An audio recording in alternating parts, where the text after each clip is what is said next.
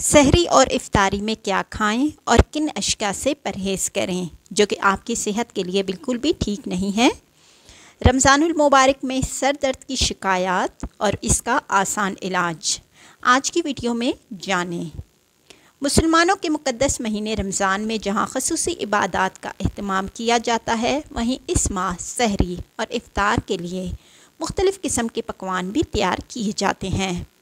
رمضان میں سحری اور افطار کے وقت عام طور پر ہم غذا کا انتخاب اس بنیاد پر کر رہے ہوتے ہیں کہ ہمیں دن بھر پیاس اور بھوک نہ لگے، اور ایسے میں ہمیں صحت سے متعلق مسائل کا بھی سامنا کرنا پڑ سکتا ہے۔ لیکن اس ویڈیو کو دیکھنے کے بعد آپ اپنے کھانے پر توجہ دینے لگیں گے۔ روزہ رکھتے وقت ہمیں اس بات کا خاص خیال رکھنا ہوگا کہ سحری اور افطار میں کس طرح کا خوراک ہم استعمال کر رہے ہیں۔ صحت مند طریقے سے رمضان گزارنے اور بیماریوں سے بچنے کے لیے ہمیں ماہر غذائیت کے مشوروں پر عمل کرنا چاہیے۔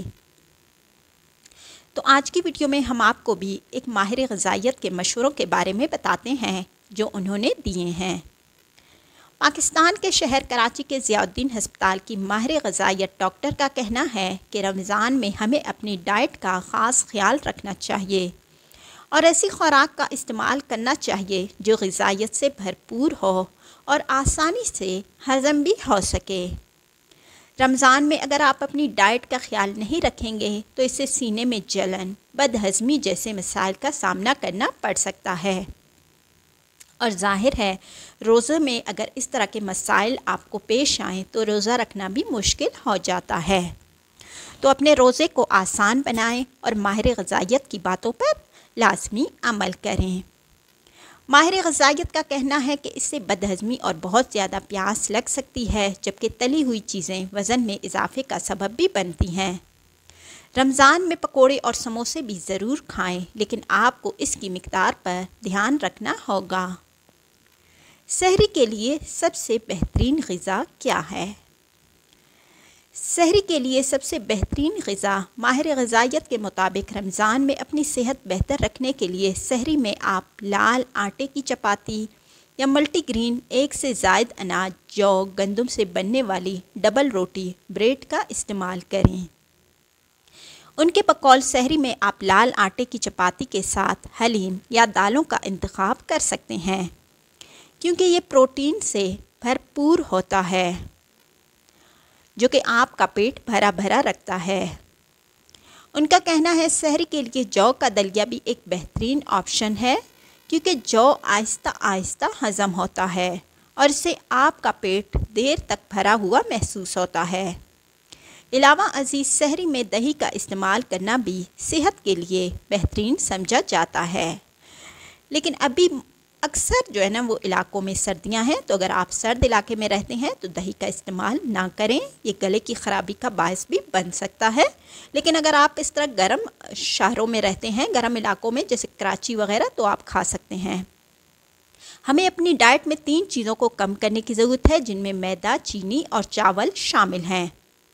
دوسری جانب سحری میں چائے کے استعمال سے گریز کریں، کیونکہ چائے میں کیفین کی مقدار بہت زیادہ ہوتی ہے، اور سحری میں چائے پینے کی وجہ سے روزے کے دوران آپ کو سینے میں جلن، بہت زیادہ پیاس اور بدہضمی جیسی کیفیت کا سامنا کرنا پڑ سکتا ہے۔ لیکن اگر آپ چائے پینے کے شوقین ہیں یا آپ چائے نہ پی کر آپ کے سر میں درد ہونے کا خدشہ ہے تو آپ پی لیں، کوئی مسئلہ نہیں ہے۔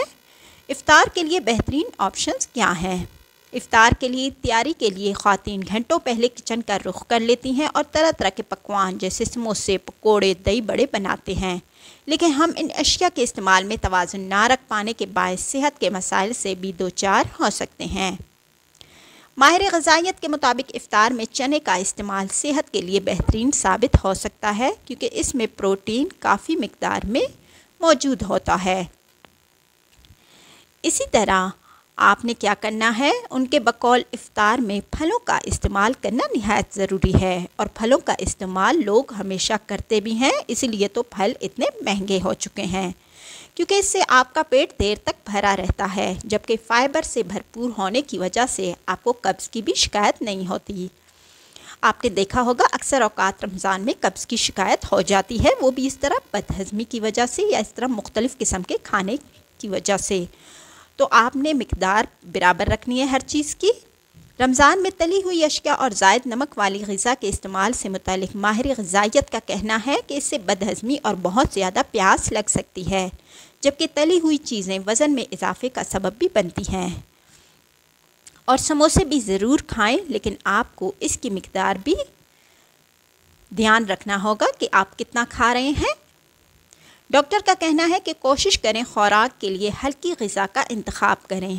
گھر میں بنی ہوئی سبزی، روٹی، دال بھی افطار میں کھائی جا سکتی ہے، جبکہ گرمی کو مد نظر رکھتے ہوئے تاثیر میں ٹھنڈی غذا جیسے کھیرا، پیاز، مولی کا استعمال کریں، کیونکہ یہ جسم کے درجہ حرارت کو معتدل رکھتے ہیں۔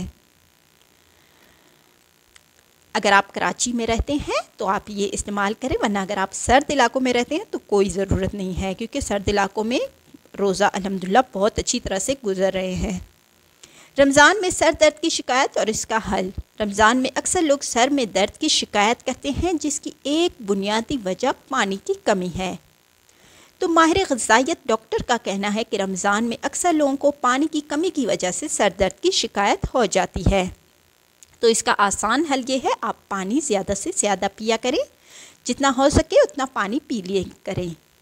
انہوں نے ہدایت کی روزہ کھولنے کے بعد وقفے سے کم از کم 5 سے 6 گلاس پانی لازمی پیے، تاکہ آپ کو سر درد کی شکایت نہ ہو۔